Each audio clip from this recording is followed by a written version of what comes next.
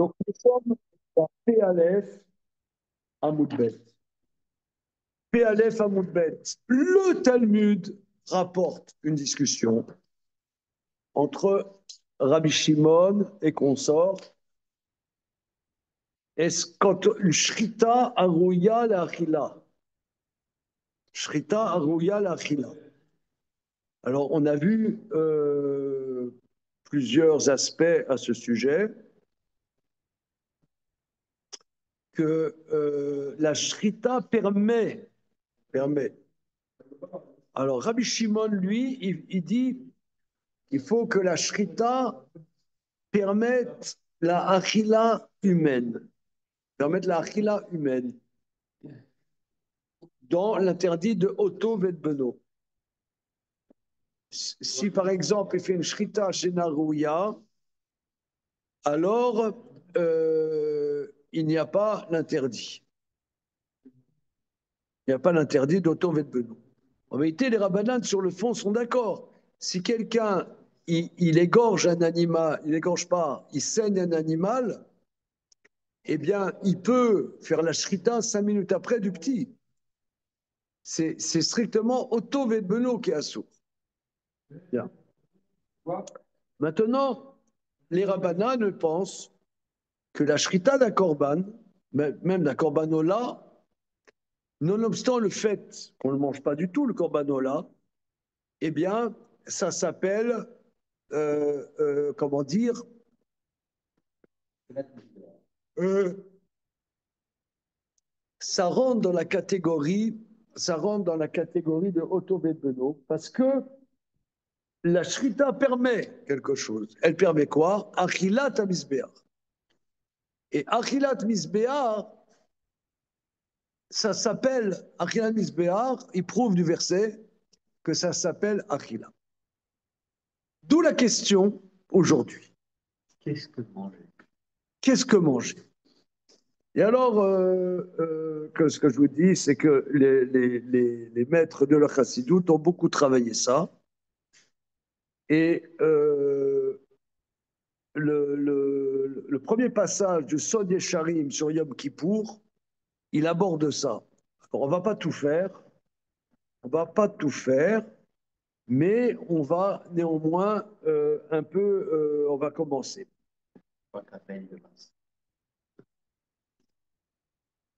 D'accord. Alors, qui c'est le Sod Yesharim? C'est Rabbi Heinrich Leiner, Rabbi de Radzin. Voilà. Radziner Rebbe. C'était un, un très très grand maître, je ne sais pas, moi, il y a 150 ans, que sais-je, 150, 160, je ne sais pas exactement. Peut-être jusqu'au début du XXe siècle. Je ne sais pas exactement quand est-ce qu'il est décédé.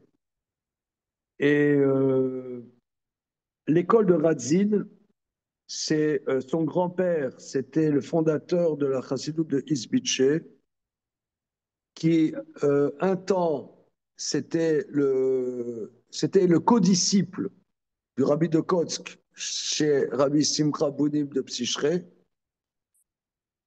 Et donc, c'était le Chaver du Rabbi de Kotsk.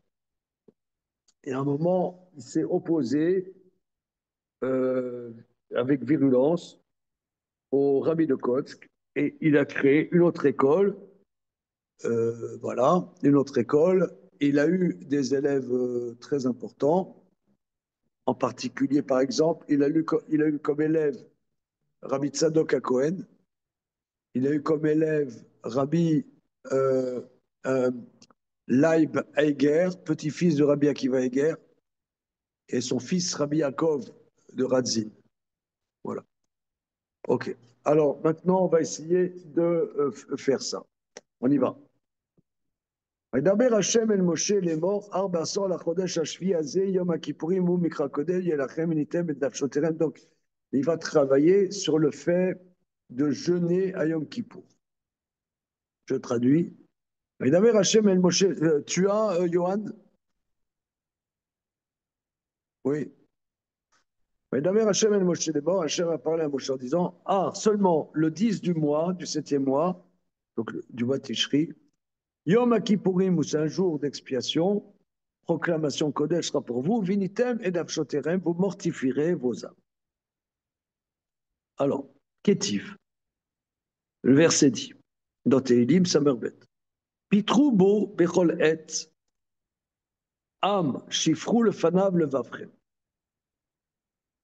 Ayez confiance en lui en tout instant, peuple qui verse devant lui votre cœur. Ok. Peita alze be midrash. Le midrash sur ce verset nous dit Aneshama azot. Kol sha'a sheola veyoredet beguf. מבקשת לצאת מן האדם, ורואה שהקדוש ברוך הוא מעלה כל הארץ כבודו וחוזרת לאחוריה. Cette âme, tout, tout le temps, elle monte, elle descend dans le corps. L'âme, elle veut sortir de l'homme. Elle voit que Dieu remplit, que toute la terre est remplie de la gloire de Dieu. Elle retourne en arrière, elle retourne dans le corps de l'homme. Voilà, ça c'est le Midrash. Donc je reprends, cette Neshama, tout le temps, elle monte, elle descend dans le corps, elle veut sortir de l'homme, et quand elle voit que la gloire de Dieu remplit toute la terre, elle retourne en arrière dans le corps de l'homme. Bien, ça c'est le Midrash. Qui naît Ishli Hashem Ilbra Or Yekarut Gadol Barbe Levushim Vastarot Ad Shenimsa Makom Sheochelim Chaz Veshalom Lomar Ma Shakai Kinavdenu. Dieu a envoyé une lumière très précieuse dans plein de voiles et d'obscurité, de telle manière qu'on pourrait penser, Machakai, qu'est-ce que c'est Dieu pour le servir? C'est-à-dire que Dieu a mis de la luminosité très précieuse dans des recoins obscurs, de telle manière qu'on pourrait croire dans ces recoins obscurs que qu'est-ce que ça, il n'y a rien à foutre, quoi. On est là pour rien. Voilà. Vaneshama, i or be'ir. La neshama est une lumière très lumineuse. Comme on dit, Elokai neshama shenatata bi Torah, comme on dit le médecin, l'âme, Hachem, l'âme que tu m'as donnée, elle est Torah. Aïnou, qu'est-ce que c'est qu'elle est Torah? Aïnou, chez Misda Keked Mikol Alvushim, c'est-à-dire qu'elle est raffinée de tout écran, de tout écran. La reine, Aneshama Kolcha Irotza Latzel Minagouf. C'est pour ça la Neshama, tout le temps, elle veut sortir du corps. C'est-à-dire, qu'est-ce qu'elle fout là? Aval, Kesheroé, Kesheroa, Shakelosh Brum Ale Kolares Kevodo. Le Midrash dit quand elle voit que la gloire de Dieu remplit toute la terre, c'est-à-dire à nous, chez Makeret, chez Betor Agouf, Gamken, Imsa Kevot Shamaim, c'est-à-dire qu'elle se rend compte qu'à l'intérieur du corps, il y a aussi la gloire de Dieu et la lumière de Dieu. Qui Behemet, Betora Esther, Nimsa Or Yekarut Gadol Beyoter, car plus finalement il y a d'obscurité, plus la lumière prend sa luminosité quand elle est du sein de l'obscurité. Combat de nègres dans un tunnel. Ouais. T'es dans le noir, dans l'obscurité du noir. Alors, un peu de lumière a un éclat que lorsqu'il y a beaucoup de lumière, la même lumière n'a pas tellement d'éclat. Donc c'est dans l'obscurité très profonde que la lumière prend sa préciosité. Qui bémet Betor Esther Nimsa Or Yakrut Gadol, que dans l'obscurité se trouve une lumière très précieuse qui est des Midrash. Comme on va le dire, Machal emi shenigna mimeno veshotek. Mi gadol aganav ou anignav. Ave omer anignav gadol sheroe shegonvi mimeno veshotek. Alors, il y a un parabole dans le Midrash. Quelqu'un, on lui a volé quelque chose et il se tait. Qui est plus grand, le voleur ou le volé? C'est-à-dire, le volé, c'est-à-dire quelqu'un, il est dans l'épreuve et il se tait. Donc là, il voit qu'on vole de lui, il se tait. Alors, donc là, c'est-à-dire dans l'épreuve, dans l'injustice, etc., il voit quelque chose et il surmonte, on pourrait dire. Aliédézé, il choseret la gouffe. Alors là, la neshama revient dans le corps, chez Mekaven, chez Totsi, or, mitor, aisterka. La neshama comprend que va sortir une plus grande lumière de l'obscurité. Yeshbazo diakrut yoter, il y a une préciosité plus grande à cette lumière. Qu'est-il? Im totsi yakam ezolel kepitiye. Si tu sors du précieux de ce qui est bas, tu seras comme ma bouche, dit Dieu. Im totsi yakam ezolel, il y a quelque chose qui est mal foutu. Zolel, ça veut dire zol, de mauvaise qualité. Donc quelque chose de très mauvaise qualité, tu arrives à sortir quelque chose de très précieux. Alors là, il y a quelque chose d'extraordinaire, très particulier.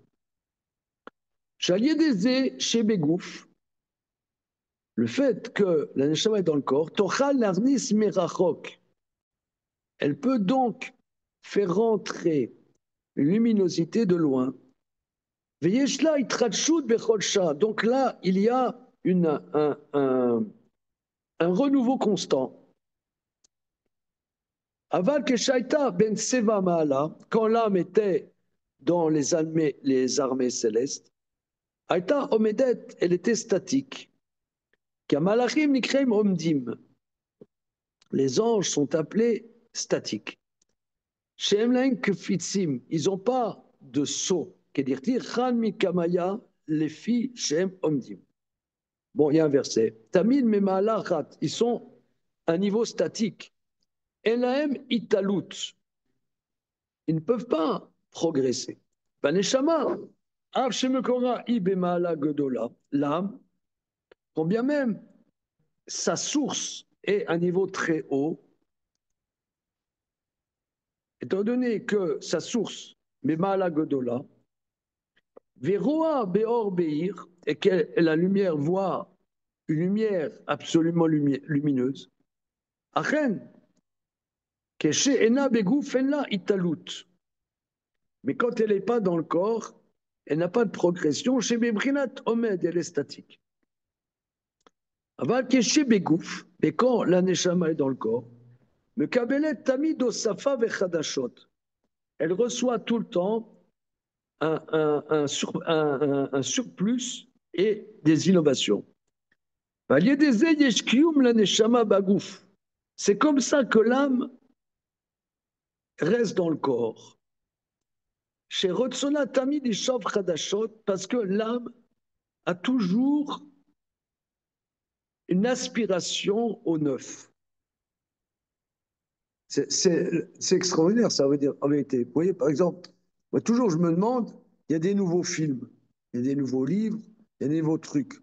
Ça va, relisons Tolstoï, relisons Goethe, relisons Jules Verne. Eh ben non.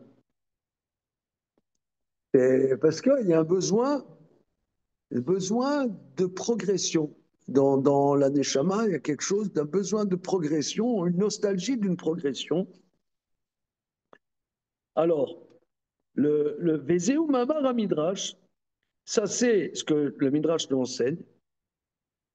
Shachem Idbarar Mare la Neshama, que Dieu montre à l'âme, chez Malé Kolaretz Kevodo, que la gloire de Dieu est dans toute la terre, c'est-à-dire dans toutes les dimensions terrestres.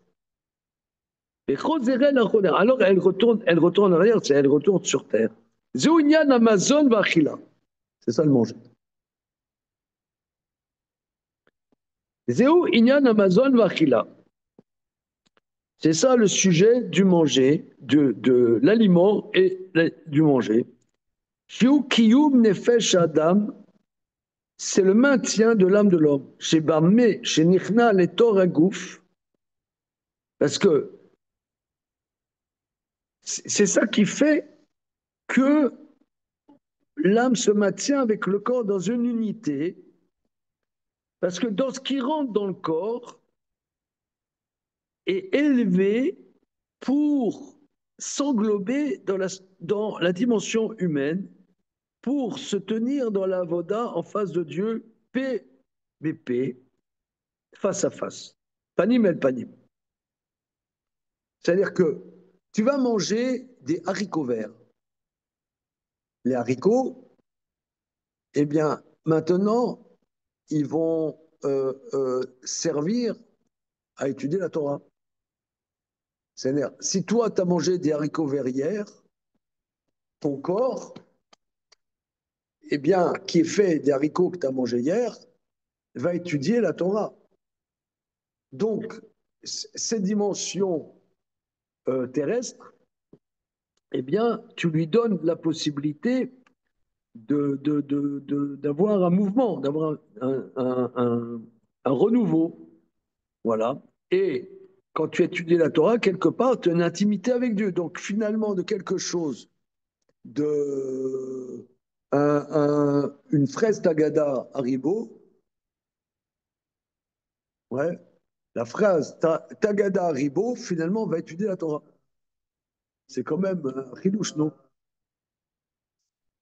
Tu connais la fraise Tagada? Mais du coup, je peux poser une question. Oui. Du coup, si je comprends ce que vous dites, le sujet, c'est pas tant l'énergie que la nourriture apporte au corps, c'est la nouveauté qu'elle va apporter avec une étude, une mitzvah ou quelque chose qui va lui donner un nouveau statut par la proximité que ça va rapporter dans le corps, proximité d'Hachem. C'est-à-dire que la vie est dans un équilibre instable, et dans un équilibre instable. Que la neshama, elle est antagonique avec la matérialité. Mais le fait qu'à un moment, elle vit que grâce à cette matérialité, elle progresse, elle a des challenges, elle apporte quelque chose à cette matérialité, et qu'elle a des luttes aussi avec cette matérialité, et qu'il va sortir de cette lutte quelque chose qu'elle n'aurait jamais pu surmonter si elle n'avait pas été en but justement avec les complexités de la matérialité. Eh bien là, elle s'unit avec cette matérialité. Elle s'unit et, et, et, et, et, et a un shalom, une paisibilité. C'est ça la nourriture. La nourriture, c'est ça qui fait que la vie reste, que l'âme reste avec le corps. Si Mais tu il y a, manges pas, si tu manges pas, alors tu manges pas, et bien l'âme, elle part, la personne meurt. mais ce que je comprends pas, c'est quand l'âme, elle est dans le monde des âmes, elle est statique. Par nature, elle est statique. Je comprends pas si dans sa nature, elle est statique, quand elle rentre dans le corps de l'homme, en quoi le fait que la nourriture vienne lui donner cette énergie pour réaliser des mitzvot, étudier la Torah, ça va la rendre plus élevée. Ça veut dire quoi? D'autres âmes viennent se jumeler à elle, ou elle-même, elle a la possibilité de croître comme développement cellulaire d'âme. Je comprends pas ça. Parce que c'est beau de dire qu'elle va se nourrir de l'amélioration du combat, du moment, de ce qu'il lui donnait comme challenge, mais ça veut dire quoi en pratique? L'âme, elle est ce qu'elle est puisqu'elle est statique. Non, je ne sais pas, si vous voulez, c'est toute une science, hein. C'est toute une science, c'est ça la difficulté. C'est quelques éléments. Ces éléments, il faut les travailler, hein. Mais c'est comme on voit que Yaakov, il s'appelait Yaakov. Maintenant, il s'est bagarré avec quelqu'un au cœur de la nuit, on ne sait pas très bien qui c'est ce quelqu'un, il s'est bagarré et après, il s'est appelé Israël parce qu'il a eu un challenge. Donc là, ce challenge, s'il n'était pas venu sur Terre, il n'aurait pas pu accéder à ce niveau qu'il n'avait pas avant. Mais à ce Et moment-là, il n'a pas là, reçu un supplément d'âme? comment? Est-ce qu'il n'a pas reçu un supplément d'âme associé à ce nouveau nom? Si, il a reçu un supplément d'âme. Alors, qu'est-ce que ça veut dire recevoir un supplément d'âme? Je suis incapable de te dire. Ah oui, d'accord, ok, ok. Je suis incapable de te dire. Mais il y a c'est comme on dit, par exemple, les Ilou Neshama 2. Voilà. Quelqu'un, il offre le kidouche, le Ilou Neshama 2. Qu'est-ce que c'est, les Ilou Neshama? Ça veut dire que la Neshama a une possibilité de, de, de grandir de niveau, de se rapprocher plus d'Hachem, je ne sais pas moi.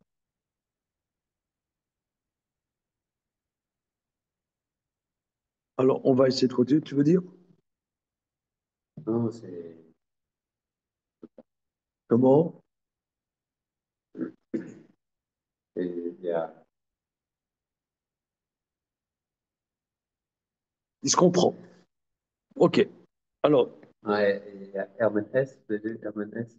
Herman S, oui, évidemment. Il raconte comme ça. Le loup des steppes. Ouais. C'est ça. Un jeune garçon de bonne famille, qui grandit dans un endroit, il est bien, il sent une chaleur, etc. Tout d'un coup, il sent à l'adolescence un autre univers plus sombre. Il appelle, il y a quelque chose à vivre là-bas. Mais bon, il a tout ce qu'il faut là où il est. Mais après c'est le récit, comment cet univers va le façonner pour devenir ce qu'il devient, quoi. Non, Voilà, j'imagine. c'est une parabole, c'est Voilà, la même parabole. c'est une Voilà, parabole. voilà. Alors, on y va. Alors, l'achila, zéou inyan, Amazon l'achila, shukium nefesh adam, c'est ça le maintien de l'âme de l'homme, chez Bamé, chez Nichnas, les Toragouf, car que ce qui rentre à l'intérieur de le corps, Nitale s'élève, l'Itkaleb et Tsurat Adam, pour être englobé de la dimension de l'homme, la mode bavoda nora Hashem ilbara panim bepanim, pour se trouver en face de Dieu, face à face. Mimala, mimela, mishum shilkarem et makom rachok, du fait que ce haricot, c'est une parabole, vient d'un endroit très loin. Yesh bazé yekarut, il y a quelque chose de très précieux, veor gadol bioter, une lumière particulièrement élevée. Omnam, binyan Amazon, yesh chilukim. Au sujet de l'alimentation, des aliments, il y a différentes dimensions. Kedeita bezor kadosh, comme c'est dans le Zohar, Parashat Beshalach, au sujet de la manne. Bekad mita, au début, Kadavke Israël Mimitzrayim, quand Israël est sorti d'Égypte, Aloum ben Naamad écrit Matzah. Ils sont montés avec un pain qui est appelé Matzah. Vashta Zachou, ensuite, ils ont mérité. Valou lemicha namacha illa yoter. Ils sont montés pour manger un pain plus élevé, mais à Tarila, d'un endroit très élevé. Ce pain vient d'un endroit élevé. Dirtiv, ineni mamtir lachem lechem min hashamaim. Je vous fais pleuvoir un pain qui vient du ciel. Le Zohar dit, min hashamaim mamash. Voilà un pain qui vient du ciel. Chavraya, d'Ishtalu Boraita, les amis des Ishtalu Beruta, qui s'investissent dans l'étude de la Torah, mais Atar Racha Ila Yoter Itzanu, d'un endroit plus élevé encore que la manne, ils sont nourris. Maï, qu'est-ce que c'est? Kemodirti, Achorma Techaye Baalea. La Chorma fait vivre le propriétaire de la Chorma. Donc là, ça veut dire ici que l'étude de la Torah est appelée Mazon. Justement, il y a un verset qui dit le chou l'armi belarmi. Le chou l'armou belarmi. Allez vous nourrir de mon pain. C'est quoi? C'est la Torah. Parce que la Torah, on a justement l'expérience quand on étudie la Torah que on va trouver, tu vois par exemple hier soir là, j'ai étudié avec des jeunes là un cas, quelqu'un, il y a deux frères, il y a Réhouven et Shimon. Réhouven et Shimon. Il y a Réhouven est marié, disons, avec Rivka. Et il meurt sans enfant, il y a Yiboum, d'accord? Rivka doit faire Yiboum avec Shimon, le frère de son mari. Maintenant, Réhouven, il a eu un enfant avec sa propre sœur. Cet enfant est Mamzer, d'accord? Ensuite, il se marie avec Rivka. Il n'a pas d'enfant de Rivka. Et il meurt. Est-ce que la veuve doit faire Yiboum? Comment? Donc, Réhouven a un enfant Mamzer et une veuve. Donc, ça fait qu'il y a un enfant. Est-ce que cet enfant, ça s'appelle par rapport à ça son enfant ou non? Bon, c'est Kavbet à Moulbet, on serait Yéva. Bien. Alors maintenant, Alors, oui. comment? Ça s'appelle son enfant. Ouais, bah, Ça s'appelle son enfant. Alors, il y a plein d'incidences à l'Afrique de ça. Alors, je voulais voir ça avec les jeunes, un truc hier, là-dessus, très important. Mais pour voir ce truc très important, il faut avoir un cas complètement pourri. Pour analyser une problématique très importante, il faut aborder un cas pourri, que tu pourrais dire, mais comment on aborde ce cas qui est complètement interdit? Mais c'est grâce à ce cas complètement pourri que va se développer des problématiques extrêmement importantes et même de premier ordre. Donc ça veut dire que par l'étude de la Torah, tu vas trouver des choses extrêmement importantes dans des choses complètement pourries. Tu vas dire, ah oui, c'est pourri, ça ne m'intéresse pas. Oui, c'est vrai, je comprends que ça ne t'intéresse pas. Mais c'est justement moi je leur ai dit hier, que quelqu'un qui étudie la Gemara, après on lui pose des chélotes, il ne tombe pas de haut, parce qu'il sait que la vie elle est comme ça. Quelqu'un qui fait de la morale ou je ne sais pas quoi, tu lui rapportes ça, oui, mais c'est dégoûtant ou je ne sais pas quoi. Quelqu'un qui étudie la Gemara, bon, il y a pire. Il y a toujours pire. J'étais habitué à ça. Tu es en train de voir la halakha, pas de savoir, oui, comment ça se fait que tu es dans ce cas-là. Je sais pas, on a fait le seder de Pessah, on a mangé la première matzah, on a bu les deux premiers verres, tout le monde s'est endormi. Qu'est-ce qu'on fait? C'est une Mishnah dans le traité Psachim. Qu'est-ce que le soir du seder, tu t'endors? Et le soir du seder, tu vas pas t'endormir. Eh bien, on s'est tous endormis. Est-ce qu'on continue le seder? Comment on fait? On prend le troisième cos, mais il y a une interruption. C'est un Mishnah là-dessus. Ça va dire, ah, mais le soir du Seder, c'est la soirée familiale la plus importante de l'année. Mais on s'est endormi. Voilà, après, je ne sais pas moi que Dieu nous en préserve, mais il y a quelqu'un, après le deuxième Seder, il y a son gosse, il a une convulsion épileptique, il a dû l'amener à l'hôpital. Il a passé 4 heures à l'hôpital, il revient à 3 heures du matin, est-ce qu'il continue le Seder? Ah, tu vas dire, mais c'est des questions débiles. Mais justement, c'est ça, c'est ça le pain. C'est justement, c'est ça que ce Havraya C'est ça ce que dit le Zohar. Il dit,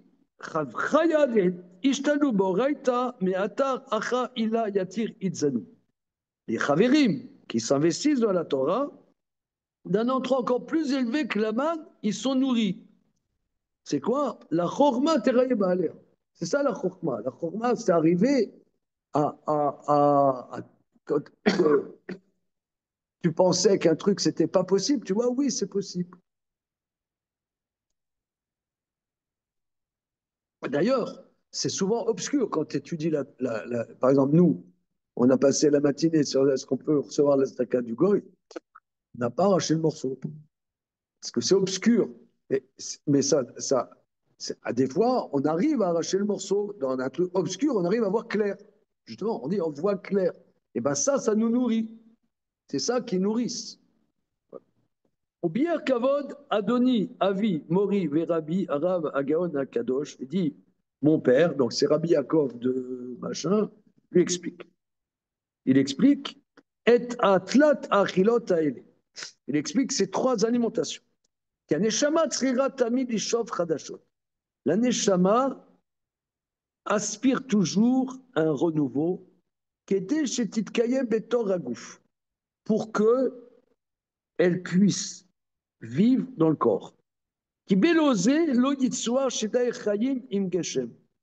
Car s'il n'y a pas ce renouveau, ce ridouche, elle ne peut pas se mélanger le vivant, c'est-à-dire le vivant complètement pur, avec la matière. La Kabbalah, chez Mekabelet Melechem Anaretz, Kiyuma, mais la réception que l'âme reçoit par le pain de la terre, son maintien, chez Roa Tamid Chadashot, Shesh Or, Hashem Minoam Gam Belvush Abriya. Car elle voit la Neshama, le renouveau de la lumière de Dieu qui se trouve dans les habits, comment dire, les louches, comment on va dire, le, les écrans de la création. כשייכנסו לתור הגוף יתעלה להתקלל בצורת אדם לעמוד בעבודה נוכח השם יתברך panim bepanim. Que là, il y a un renouveau, que la matérialité rentre dans le corps et va s'englober dans la dimension de l'homme pour se tenir dans le service de Dieu, visage à visage. Ziu kiyum haneshama berota shebo aguf tocha leotzi yakar mezolel. Ça, c'est ça le maintien de la neshama, qu'elle voit qu'à l'intérieur du corps, elle peut sortir le précieux de ce qui apparaît être bas. Le fichekol olamazé où il en a des sfeka. Parce que tout ce monde-ci, c'est l'arbre du doute. Shemora betovara. Et mélanger le bon et le mauvais ensemble. La reine bechol ma'achal motzi adam amufra vechelek atov shebo. C'est-à-dire, dans tout aliment, l'homme trie ce qui est bon, ce qui peut s'englober avec la dimension de l'homme pour servir par cet avoda Dieu, venidre mimeno a pesolette, et éjecter de lui ce qui ne peut pas s'assimiler. Ma shen raoul et kalel betsurat adam, ce qui ne peut pas s'englober dans la dimension de l'homme. Aval belechem in hashamayim, ça c'est la première dimension. Maintenant, dans la manne, on sait que dans la manne, ils n'allaient pas aux toilettes, d'accord? Matsinu borleman, shelo yabo shum pesolet. Dans la manne, il n'y avait pas de rebut. Shelo utzreru la nekevi. Parce qu'ils n'avaient pas besoin de leur orifice. Ki shamayim mora al beirut atsum. Car dans la dimension du ciel, il y a une clarté où Shesham Vourar, Shachem Ilbrar, ou Aboré, que tout vient de Dieu. La reine En Bekabalazol Shum Pesolet Klal. C'est pour ça qu'ils n'avaient pas de rebut.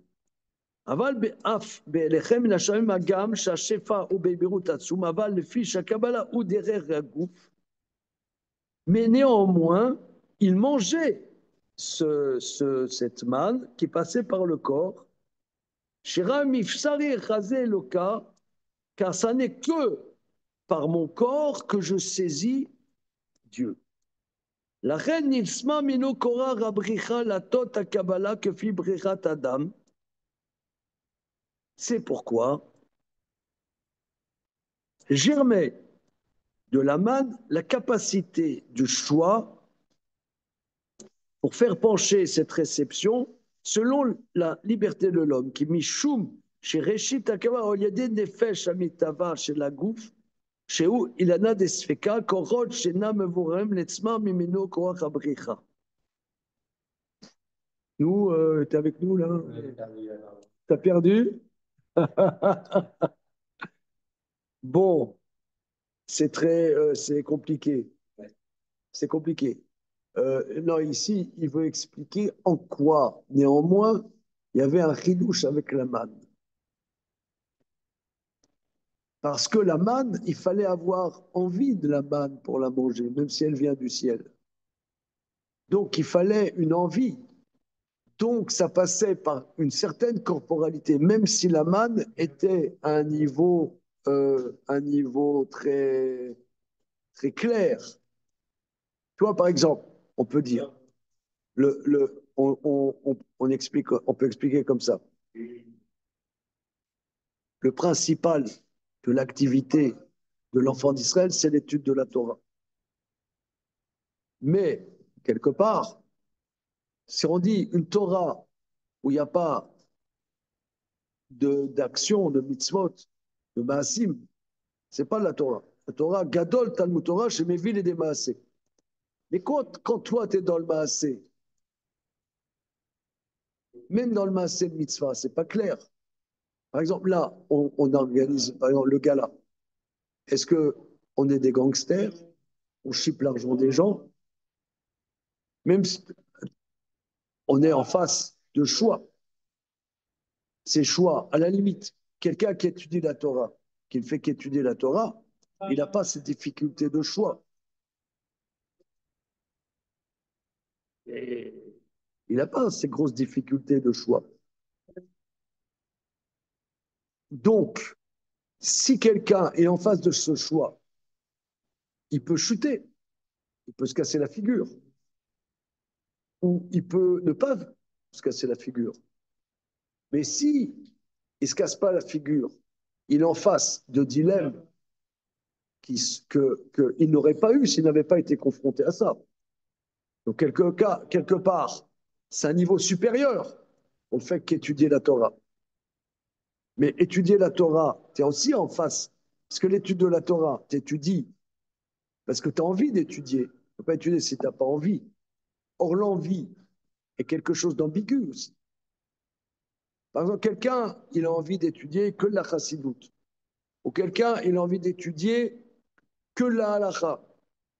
Peut-être c'est des mauvais choix. Quelqu'un, il n'étudie que Beyoun. Peut-être faudrait qu'il étudie la Pkiout. Quelqu'un, il étudie que la Pkiout parce qu'il aime ça. Peut-être faudrait qu'il étudie ça. Donc l'envie est quelque chose finalement qui est le lieu d'un choix. Même dans tous ces niveaux. Ça, c'est ça ce qu'il dit en substance. Mais c'est ces choix, cette confrontation qui va faire que la neshama, elle s'unit parce qu'il y a un challenge. Si quelqu'un, par exemple, je ne sais pas moi, Rabbi Yitzhak Luria est décédé, je ne sais pas, 38 ans, disons, je ne sais pas exactement. Peut-être qu'il n'avait plus de choix dans sa vie. Peut-être, ça y est, il a fait ce qu'il avait à faire. Qu'après, il n'y avait plus de choix. Il n'y avait plus d'itratchout dans sa vie, au niveau terrestre. Le... Donc voilà, c'est un peu ça. Hein. C'est un peu ça ce qu'on voit là. Ça va les copains? Là, je suis assis par terre pour rester poli. Oui. C'est juste phénoménal, ce passage. Ah, c'est phénoménal, hein. Et C'est il y a, extraordinaire. il y a 600 pages comme ça.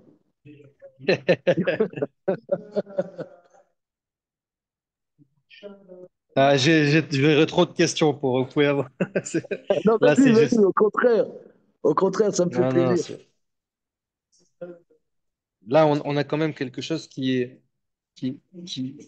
La première question, c'est de ce que j'avais cru comprendre la page d'avant, enfin, le bout d'avant, c'est que la nourriture, elle permet de relever des challenges, comme vous dites, qui va donner comme ça cette âme qui va s'élever. Alors que là, ils mangeaient la manne jusqu'à recevoir la Torah.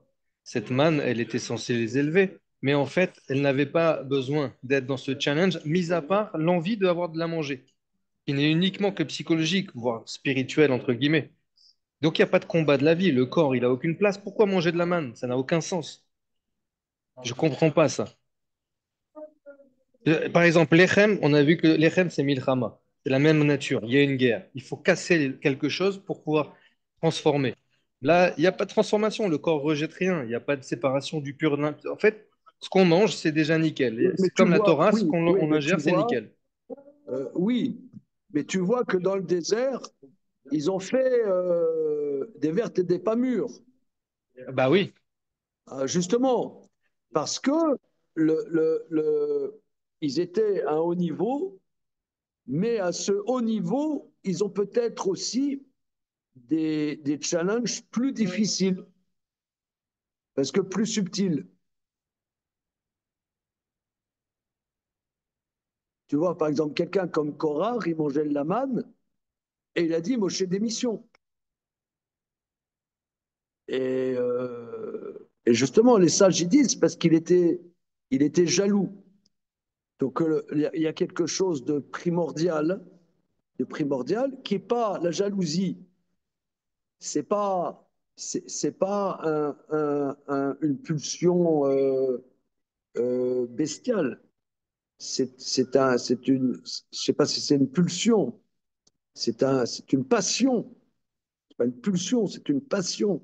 Donc dans le désert, peut-être avait-il pas ces pulsions, mais ils avaient des passions. Que quelqu'un qui est dans les pulsions, c'est plus modéré, tu vois. Donc ils avaient aussi des challenges. Mais ces challenges, ils n'étaient pas au niveau purement organique. Mais alors pourquoi nourrir des muscles d'une nourriture qui n'a rien à voir avec le corps? J'arrive pas à raccrocher le morceau de il faut qu'il y ait une nourriture. En fait, c'est assez basique mon raisonnement. Je n'arrive pas, je découvre là, je savais pas que la manne ne faisait pas l'eau toilette. Ce principe-là, pour moi, est une déchirure. Je n'arrive pas à comprendre ça. Ça n'a aucun sens pour moi. Désincarner la nourriture, ça n'a aucun sens. J'arrive pas à comprendre. C'est trop compliqué.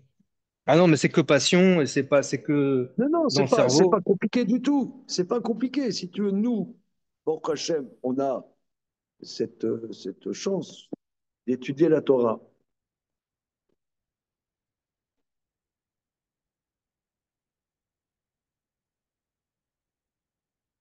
Il y a quelque chose dans l'étude de la Torah qui fait que tu vois, par exemple, mon maître Rav Bol, c'est un truc très, très important. Dans- je- Moi, j'ai entendu chez lui, c'est que les philosophes, presque systématiquement, ne peuvent pas vivre avec des femmes. Ils ne peuvent pas vivre avec des femmes. Voilà. Par contre, le Talmid Racham, et d'ailleurs, c'est le sujet que les sages y disent, que Ezra, il a institué la Takanat Ezra, parce que le Talmid Racham, sinon, il serait trop accro à sa femme. Donc c'est étonnant quand même. Étonnant. Mais c'est pas étonnant en vérité, parce que l'étude de la Torah te permet de trouver dans ce qui ne te ressemble pas, une joie, un complément, une itrachout, justement, une itrachout, un renouveau. Je pense que ça doit être sûrement ça aussi, quand il y a des couples qui se séparent ou qui se déchirent ou je ne sais pas quoi, ils n'arrivent pas à voir où il y a la itrachout, ils n'arrivent pas à voir euh, où il y a un renouveau. Ils n'arrivent pas à voir où il y a un renouveau. Mais le Talmid Racham qui est habitué à voir que dans des détails à la RIC, c'est dans des petits détails que euh, ton intellect est stimulé par des petits détails. À la limite, plus c'est stimulant. Donc là, il y a ce paradoxe-là fait qu'il y a un kiyum. Fait qu'il y a un kiyum. Mais ça, si tu veux, c'est pas que dans de l'organique. Ça peut être aussi au niveau de l'intellect. C'est pas que organique. Non, ça j'ai bien compris, c'est clair. Mais du coup, Mais, pourquoi quand mais, même nourrir mais, on peut, l'organique? mais on peut partir en cacahuète. On a tout le temps, il y a des challenges parce que des fois, ça bloque. Des fois, on est bloqué. Des fois, on n'arrive pas à voir justement cette titre shoot. Et on ne veut pas la voir. On trouve qu'on a intérêt à pas la voir, etc. Et ça bloque.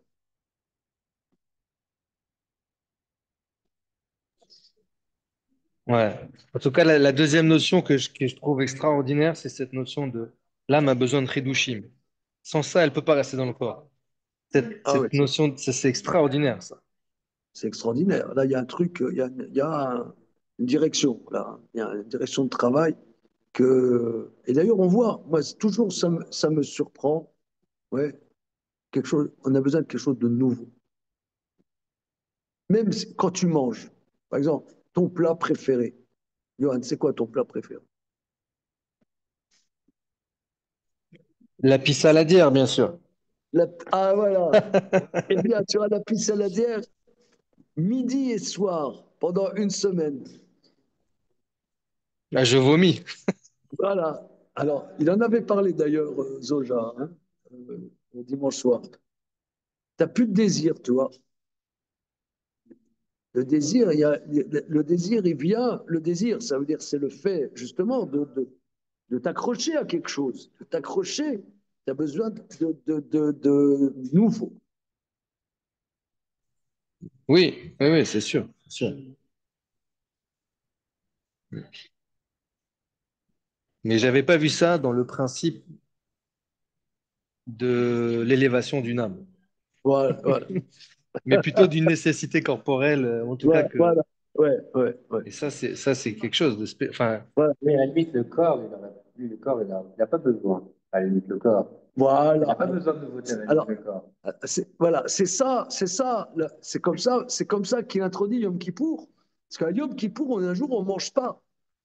Donc, quel va être l'Aïtratchout à Yom Kippour? Quel va être le Kiyum? Voilà. C'est comme ça qu'il introduit Yom Kippour, où c'est un jour on ne mange pas. Donc, où va être justement cet Itrachout à Yom Kippour du Kiyum?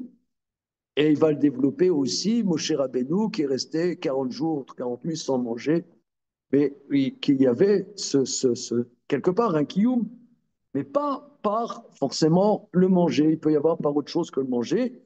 Et c'est aussi les Neshamot dans Olam Haba qui sont nizoun par la connaissance de Dieu, etc.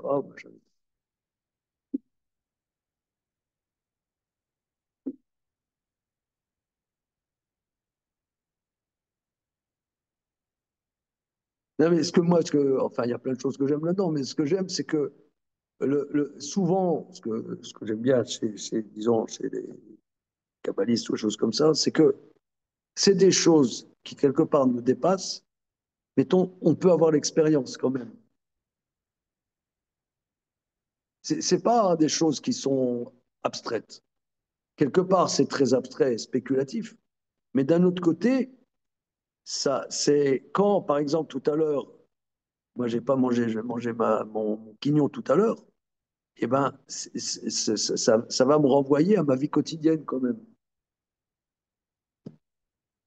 C'est ça qui est ce que j'aime bien. OK? Bon, elle développe beaucoup plus, mais bon, c'est bon pour aujourd'hui. OK? Alors, demain, Ça Bezrat marche. Hashem, demain, on commence la Mishnah suivante. Hein? P. Aleph Hamoud Bet. C'est bon? Merci. Salut. Au revoir.